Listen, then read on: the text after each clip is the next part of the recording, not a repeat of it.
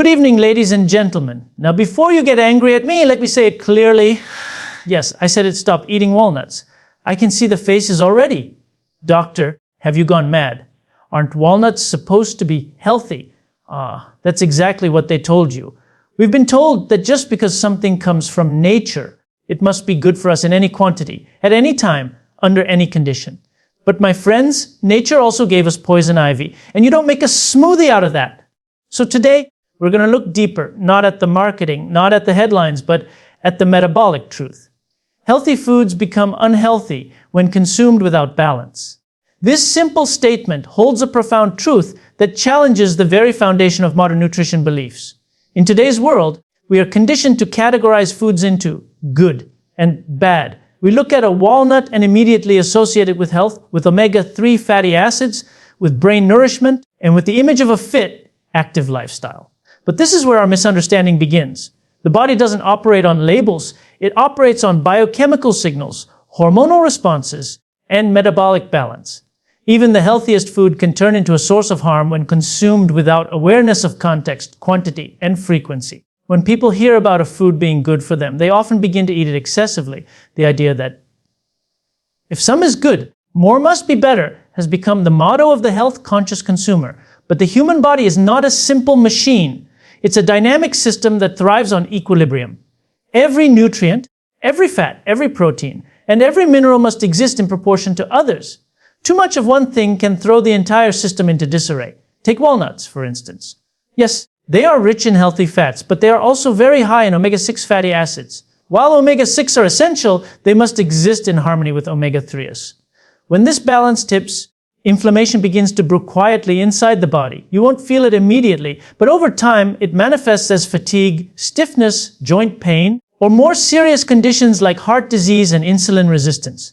In nature, food comes with built-in limitations. Walnuts have a hard shell, fruits have seasons, and vegetables don't grow uniformly throughout the year. But modern humans have removed all these natural barriers. We buy bulk packets, snack throughout the day, and have access to healthy foods all year round. The abundance that was meant to make life easier has also made it easier to overconsume. When we snack on handfuls of walnuts while watching television or sprinkle them generously over every meal, we are no longer eating for nourishment.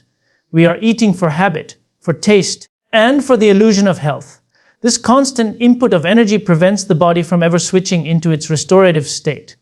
The metabolic machinery, which evolved to handle periods of fasting and feeding, is now stuck in perpetual feeding mode. Another overlooked aspect is the individuality of metabolism. What is healthy for one person can be harmful for another, depending on their genetic makeup, activity level, and existing health conditions. Someone with an active lifestyle and balanced diet might benefit from a few walnuts daily. But someone with a sedentary routine, high stress levels, and a diet already rich in omega-6 fats may be quietly fueling inflammation by doing the same thing.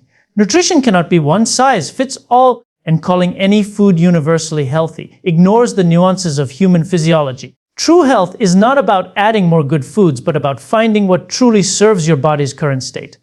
Moreover, the food industry has exploited the concept of healthy foods to market convenience. Walnuts, once eaten raw and occasionally, are now available as roasted snacks, sweetened bars, walnut butters, and flavored mixes. Each form carries more calories, less fiber, and altered fat structures due to processing. These industrial versions often lose their original nutrient balance, leading to oxidation of fats and destruction of antioxidants. The result is a product that may still be labeled as healthy, but acts very differently once inside the body. It's no longer the same walnut that nature intended. The more we refine and process a natural food, the more we strip it of its original harmony. Balance also involves timing and frequency. The human digestive system needs time to rest and repair. Constant grazing, even on nutritious items, disrupts the hormonal cycles that govern hunger, satiety, and cellular repair. Insulin, the master storage hormone, remains elevated when we snack all day, locking away fat and preventing fat burning. This imbalance is not corrected by choosing a better snack. It is only corrected by allowing the body to experience emptiness, to metabolize fully what it has already received. Healthy foods lose their virtue when they become a tool for constant stimulation rather than nourishment. The principle extends beyond walnuts to all aspects of eating. Overconsumption of fruits leads to sugar spikes. Too many protein shakes burden the kidneys. Excessive vegetables can disrupt digestion for some individuals. Nature never intended abundance to replace balance. The problem arises when we detach from mindful eating, when we listen to marketing instead of our body's signals. We forget that nutrition is a relationship, not a checklist. Every bite sends a message, and when that message is repeated too often, even the best foods begin to lose their purpose. So, when we say healthy foods become unhealthy when consumed without balance, we are not dismissing their nutritional value. We are reminding ourselves that the human body thrives in moderation, diversity, and rhythm. The walnut, like every food, has a place, but it should be a place of respect, not dominance. True wellness is not about collecting superfoods, but about understanding the subtle dance between nourishment and restraint. Omega-6 overload creates silent inflammation, the root of disease. Inflammation is not always a bad thing. In fact, it is one of the body's most vital defense mechanisms. When you get injured or infected, inflammation signals the immune system to heal, to fight, to rebuild. The problem arises when this system, designed for short bursts of activity, becomes permanently switched on. This is what we call chronic inflammation, and it is silent, persistent, and deeply destructive. Unlike acute inflammation, which you can see and feel, chronic inflammation works quietly, deep within your tissues, arteries, and organs. You may not feel pain or notice any symptoms for years, yet underneath the surface, it is corroding your health molecule by molecule. Omega-6 fatty acids play a significant role in this process. They are essential fats, meaning your body needs them for survival but cannot produce them on its own. However, the key word is balance. Omega-6 are meant to exist in harmony with omega-3 fatty acids, the anti-inflammatory counterpart. Together, they form a delicate equilibrium that governs how your body regulates inflammation and healing. Historically, humans consumed these fats in a ratio close to 1:1. Today, that ratio has exploded to 20:1 or even higher, with omega-6s dominating every cell membrane enzyme and metabolic pathway. This imbalance is largely driven by modern diets rich in processed oils, snacks, and foods that are marketed as healthy but are loaded with inflammatory fats. Walnuts, while often praised for containing some omega-3s, also contain a significant amount of omega-6. When consumed in small, balanced portions, they can support cellular health and brain function. But in excessive quantities, especially when added to an already omega-6 rich diet, they become contributors to chronic inflammation rather than protectors against it. The body's enzymes that process omega-6 and omega-3 fats are shared, meaning that when you overload the system with omega-6, it competes with and suppresses the beneficial effects of omega-3s over time. This imbalance shifts the entire metabolic state of your body toward inflammation. The biochemical pathway is quite fascinating yet alarming. Omega-6 fats, when metabolized, produce compounds called arachidonic acid and prostaglandins, which can promote inflammatory responses. In moderation, these molecules are necessary for healing. But in excess, they create a cascade of inflammatory signals that never turn off. This chronic low-grade inflammation interferes with insulin sensitivity, damages blood vessel linings, and alters immune function. It is the hidden engine behind heart disease, obesity, diabetes, arthritis, and even certain cancers. The modern epidemic of chronic illness is not just a result of sugar or lack of exercise, but of this constant internal fire fueled by dietary imbalance. The challenge is that most people are unaware of how pervasive omega-6 fats have become. They are in almost every packaged food, from salad dressings and nut butters to protein bars and plant-based snacks. Even foods considered natural, like nuts and seeds, contribute to the problem when eaten excessively or in the wrong proportions. When the ratio between omega-6 and omega-3 becomes distorted, every cell membrane in your body becomes more rigid, less efficient at communication, and more prone to oxidative stress. This structural change in cells is one of the earliest steps toward disease, occurring silently long before any visible symptom appears. Another problem is the oxidation of these fats. Omega-6 fatty acids are highly unstable and easily damaged by heat, light, or air. When walnuts or oils containing omega-6 are roasted, stored for too long, or exposed to oxygen, their fats oxidize, forming harmful compounds known as lipid peroxides. These substances directly attack cellular structures and DNA, promoting even more inflammation. So even if you consume omega-6 from natural sources, once they are oxidized, they become toxic rather than beneficial. The body, overwhelmed by these reactive molecules, spends enormous energy trying to neutralize them, diverting resources away from repair and regeneration. This silent inflammation also affects the brain. The brain is composed mostly of fat, and its function depends on the fluidity of its membranes. An excess of omega-6 alters that fluidity, interfering with neurotransmitter activity and mood regulation. Studies have linked high omega-6 intake with increased rates of depression, anxiety, and neurodegenerative conditions. The inflammation does not stay confined to one organ. It becomes systemic, affecting metabolism, immunity, and even hormonal balance. The body's natural intelligence is disrupted by a constant flood of inflammatory signals, and eventually it begins to malfunction at every level. What makes this even more insidious is that people often believe they are making healthy choices. They snack on nuts, use vegetable oils for cooking, and choose heart-healthy packaged foods, unaware that they are feeding the very process that causes heart disease in the first place. The confusion arises because omega-6 fats are essential in small amounts, but our diets no longer contain small amounts. The industrialization of food has turned them into the dominant fat in the human diet.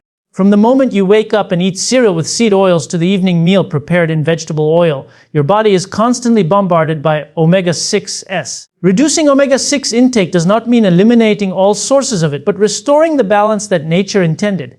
In traditional diets, people consumed fish, wild meats, and seasonal plants, all of which provided a natural balance of omega fats. There was no constant snacking, no year-round access to processed foods, and no artificial concentration of oils.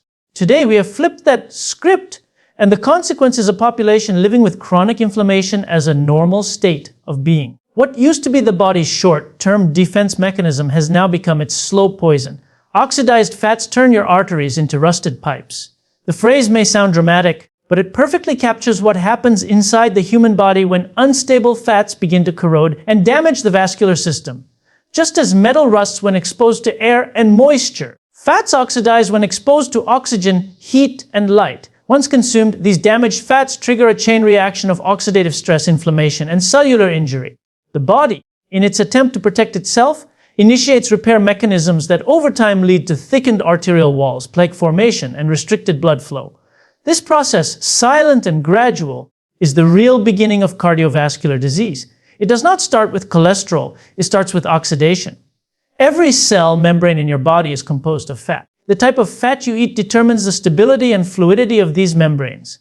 When you consume fresh, unprocessed fats from natural sources, your cells remain flexible, efficient, and resilient.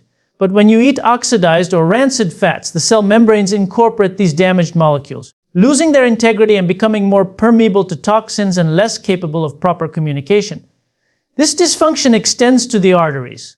The endothelium, the delicate inner lining of your blood vessels, is extremely sensitive to oxidative damage. When oxidized fats circulate in the bloodstream, they irritate and inflame this lining, causing tiny injuries that the body must repair. In an attempt to heal these micro-injuries, the body sends cholesterol, immune cells, and platelets to patch up the damaged area. Cholesterol itself is not the villain, it is the repair material. The problem arises when oxidation and inflammation persist, forcing the body into constant repair mode. The patches become thick, sticky plaques, trapping more oxidized fat and cellular debris. Over time, these plaques harden and narrow the arteries, restricting blood flow and setting the stage for heart attacks, strokes, and peripheral vascular disease. What looks like a cholesterol problem is actually an oxidative damage problem, the equivalent of rust slowly eating away at your body's plumbing system.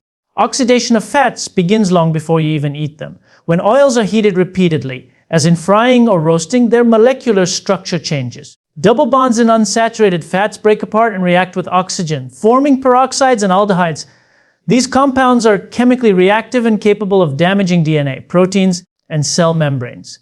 Processed foods that sit on supermarket shelves for months, nuts that are roasted at high temperatures, and oils stored in clear plastic bottles all contribute to the burden of oxidized fat intake. Every time you consume such foods, you introduce instability into your body's metabolic environment. Walnuts and other nuts are often considered healthy sources of fat, but when exposed to air or stored for too long, their oils oxidize easily. You might not notice the change in flavor, yet the chemical damage is already done. Once inside your body, these oxidized molecules generate free radicals, unstable atoms that steal electrons from neighboring cells, causing a chain reaction of damage. The liver works tirelessly to neutralize these reactive molecules, but when the load becomes excessive, the damage spills over into the bloodstream. The arteries, constantly exposed to oxygen and high pressure, become the first victims. Inside the arterial walls, oxidized fats interact with low-density lipoproteins, LDL. This interaction creates what scientists call oxidized LDL, one of the most harmful substances in cardiovascular biology.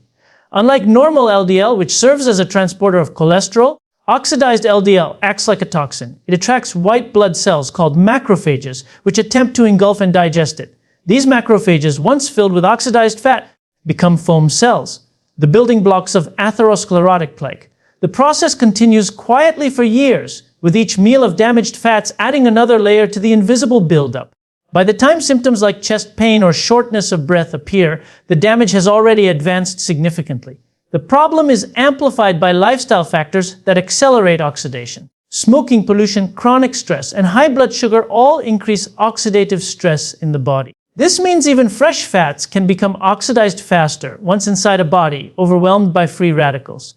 The protective antioxidants that normally neutralize these molecules, such as vitamin E and glutathione, become depleted. Without enough antioxidants, the balance tips further toward damage. It's a vicious cycle.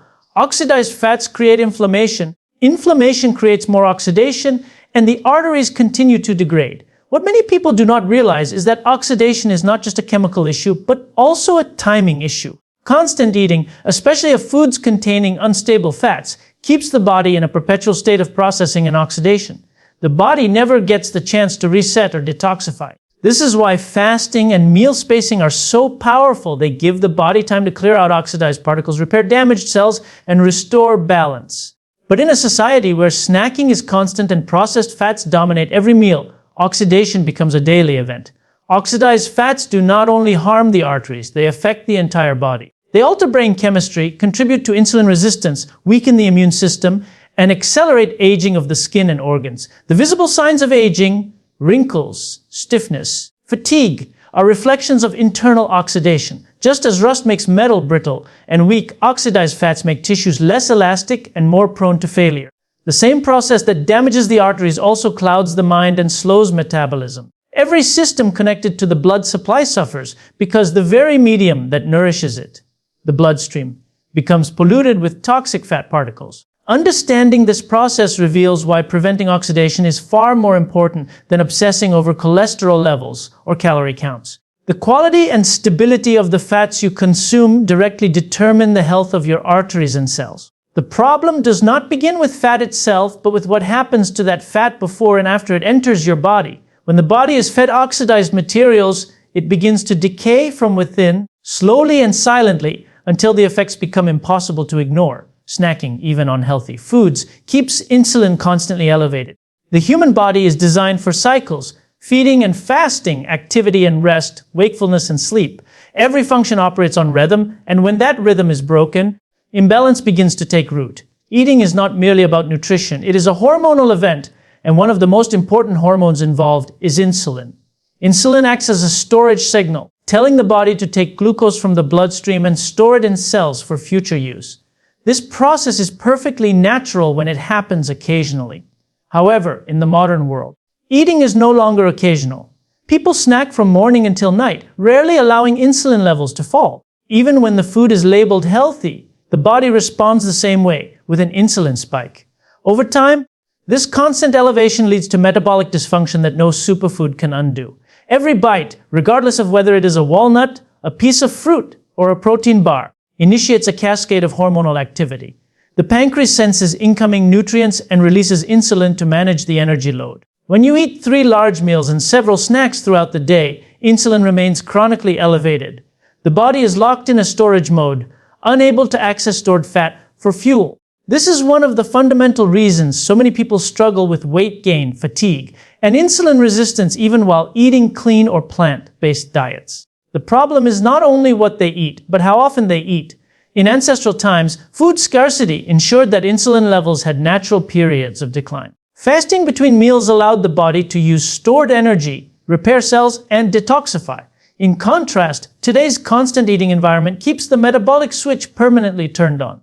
Imagine a light bulb that never gets turned off. Eventually, it burns out faster. The same principle applies to the body's hormonal system. Continuous insulin production leads to receptor fatigue. The cells stop responding efficiently, forcing the pancreas to produce even more insulin.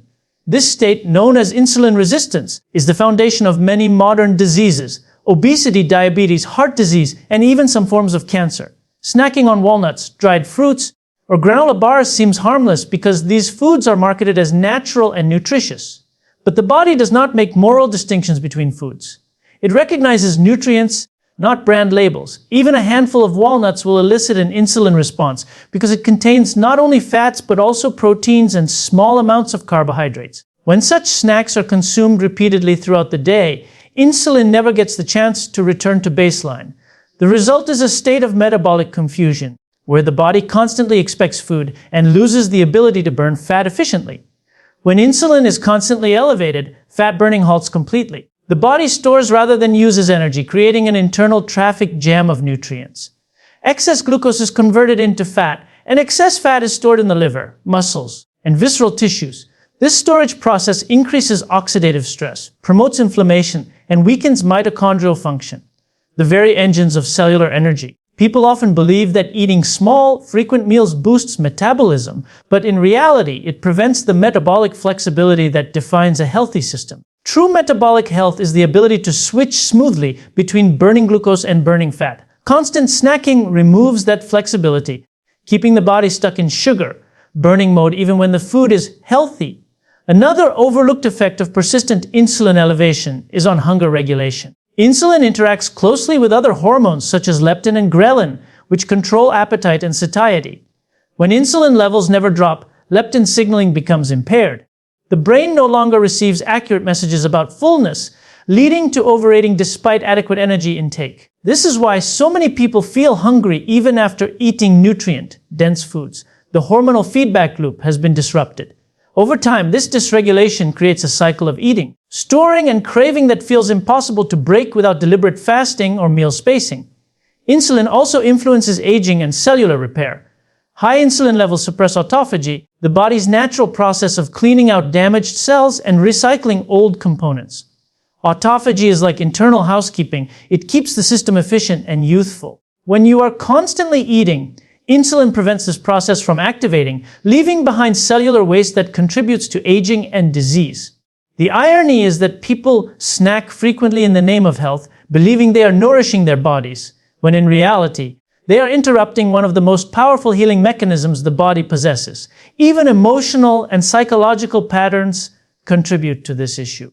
Many people eat not out of hunger, but out of habit, stress, or boredom. Food becomes a coping mechanism rather than fuel. The modern environment is filled with visual and social cues that encourage constant eating.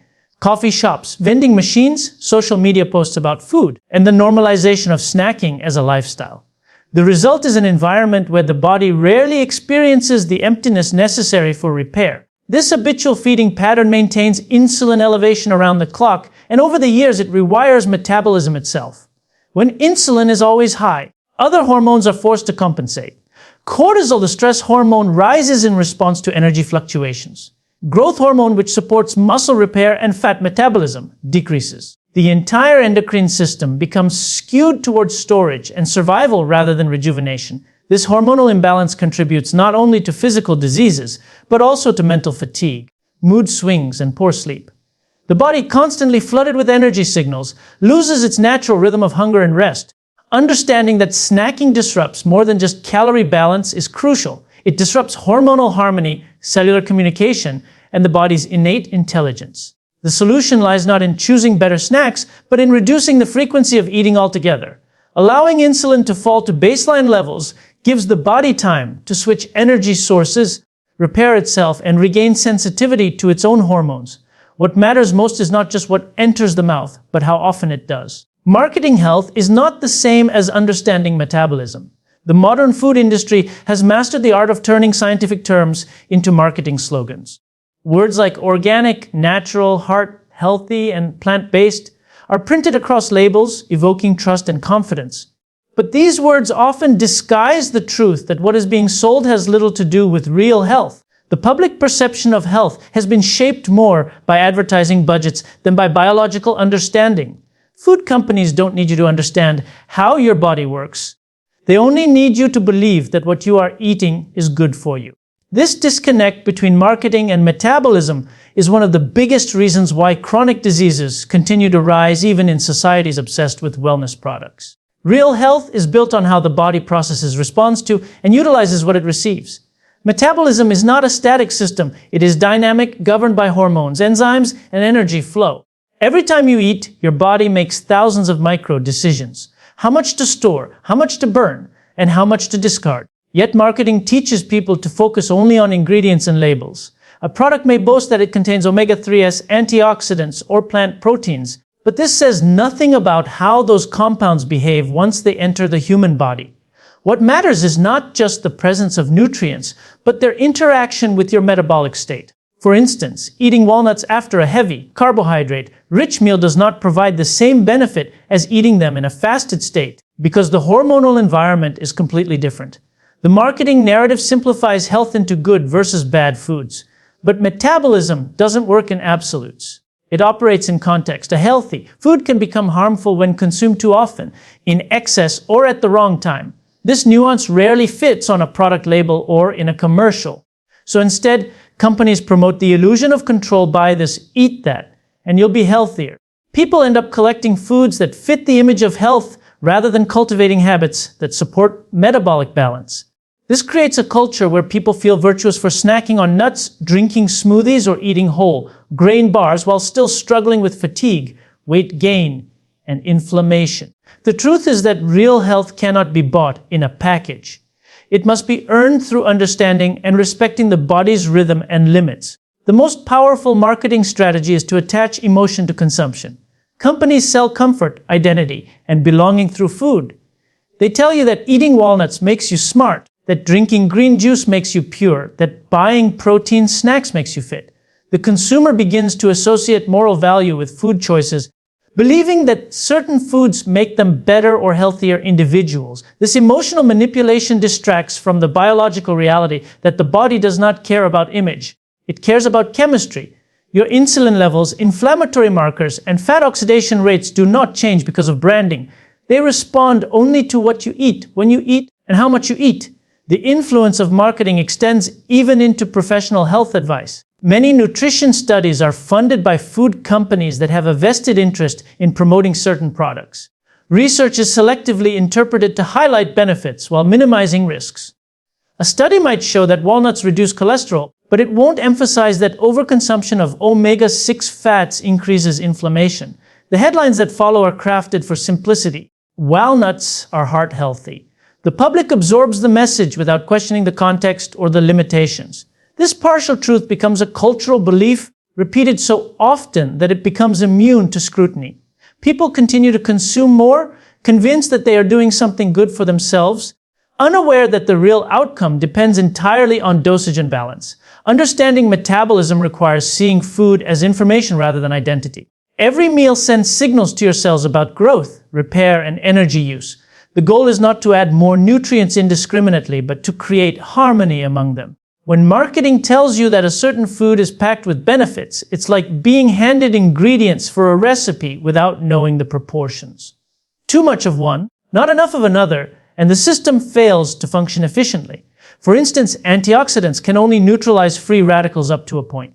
Beyond that, they may interfere with natural cellular signaling. Similarly, excessive omega-6 intake, even from natural sources, can overwhelm the body's anti-inflammatory capacity. These are metabolic truths that do not fit into a catchy slogan or advertisement. The convenience culture has also blurred the line between nourishment and consumption. Prepackaged health foods are engineered to appeal to the senses. The crunch, the sweetness, the aroma, while maintaining a healthy image. These foods are designed for pleasure, not balance. They keep people eating more frequently, stimulating dopamine in the brain, while perpetuating insulin release in the body. The result is a population that feels health-conscious but remains metabolically unhealthy. The body becomes overloaded, not because of toxins or deficiencies, but because of constant stimulation masquerading as wellness. Another aspect of marketing deception is the focus on single nutrients rather than holistic patterns.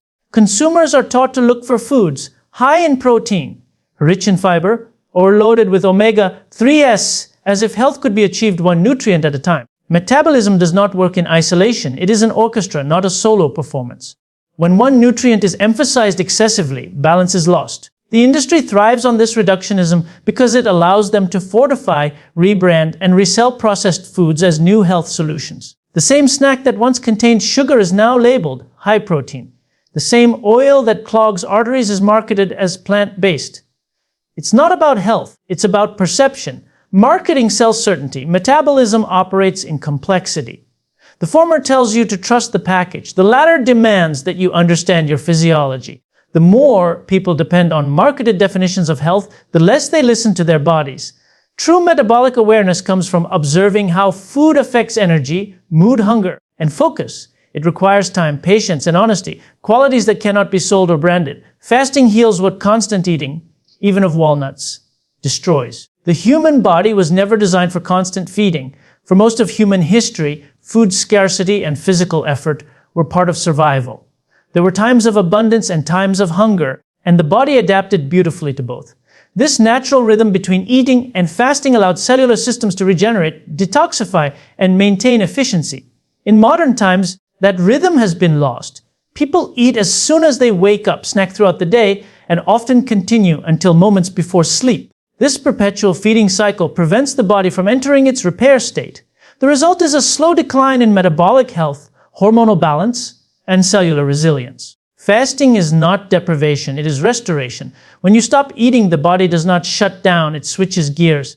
The absence of food signals a different biological program, one designed for healing.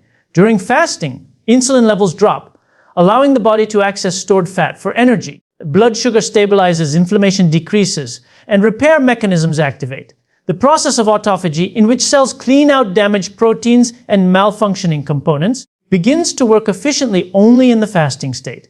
It's a natural cleansing mechanism that modern eating habits have silenced. Constant eating, even of nutrient-rich foods like walnuts, interrupts this vital cycle and keeps the body locked in storage mode rather than renewal mode. Fasting also restores hormonal sensitivity. When you eat frequently, hormones such as insulin, leptin, and ghrelin lose their rhythm. The body stops recognizing fullness and continues to crave food even when energy stores are full. By creating periods of fasting, you reset this communication network. Cells begin to respond properly again. Hunger becomes more predictable, energy levels become more stable, and fat metabolism improves. This recalibration is essential for reversing metabolic syndrome, type 2 diabetes, and obesity, conditions that thrive on constant insulin stimulation. The modern diet has created a culture of dependency on food. People believe they need to eat every few hours to maintain energy, but what they are really maintaining is insulin. When insulin remains elevated, fat cannot be burned efficiently. The body becomes dependent on glucose, demanding frequent refueling. Fasting breaks this dependency and retrains the metabolism to use fat as a steady source of energy. This is known as metabolic flexibility, the ability to switch between glucose and fat burning effortlessly. Without fasting, this flexibility is lost and the body becomes metabolically rigid, leading to fatigue and weight gain despite healthy eating. Fasting does not mean starvation. It is a controlled, intentional pause that gives the digestive system rest and the cells space to perform maintenance. In a constantly fed state, the digestive tract never gets a break. The liver continuously processes nutrients, the pancreas continually secretes insulin, and the gut microbiome remains overstimulated.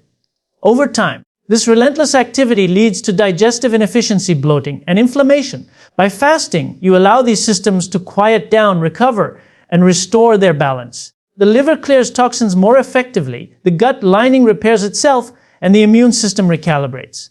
The result is a more efficient, less inflamed body capable of handling the next meal with ease. Even mental clarity improves during fasting. When insulin and glucose stabilize, energy to the brain becomes more consistent. The fog that comes from constant snacking disappears, replaced by focus and alertness. This is because the brain thrives on ketones, an alternative energy source produced when the body burns fat during fasting. Ketones are a cleaner fuel that generate fewer free radicals than glucose. They provide steady energy without spikes and crashes. Many people report improved concentration, mood, and creativity during fasting periods, which reflects the brain's preference for this ancient, efficient energy source. Fasting also influences longevity. Studies have shown that caloric restriction and intermittent fasting extend lifespan in various organisms by reducing oxidative stress and promoting cellular repair. When food is scarce, the body becomes more efficient at using its resources. It prioritizes survival, focusing energy on repair and maintenance rather than growth and reproduction. This adaptive mechanism delays aging at the cellular level. Mitochondria, the powerhouses of the cell, function better, DNA repair improves, and inflammatory pathways calm down. Constant eating accelerates the opposite process: cellular wear and tear, oxidative damage, and premature aging. Culturally, fasting has always been linked to discipline, clarity, and spiritual growth. Ancient traditions across the world practice fasting not only for physical health, but also for mental purification. In the absence of food, awareness deepens. The body becomes still, and the mind becomes sharper. Modern science now confirms what ancient wisdom already knew, that fasting resets not only the body's metabolism, but also its relationship with desire, control, and awareness. Constant eating dulls sensitivity, fasting restores it. The misconception that one must eat frequently to stay healthy is a product of industrialized food marketing. The idea of 6 small meals a day benefits manufacturers more than consumers. Every time you eat, whether it's a full meal or a handful of nuts, the food industry profits. The result is a population addicted to eating, even in the absence of hunger. Fasting breaks this psychological dependence. It teaches the body and mind that nourishment is not constant consumption, but mindful timing. The power of fasting lies not in what you remove, but in what you allow to happen when you stop interfering. Even for those who eat the cleanest, most natural foods, the absence of fasting keeps healing incomplete. You can eat walnuts, avocados, and vegetables all day long and still prevent your body from accessing its deeper restorative systems. Health is not only about the quality of food, but the rhythm of eating. The human body evolved to thrive on cycles of nourishment and emptiness, activity and rest. Constant feeding disrupts that rhythm, creating a metabolic noise that drowns out the body's ability to repair itself. When you fast, that noise quiets, and in that silence, healing begins.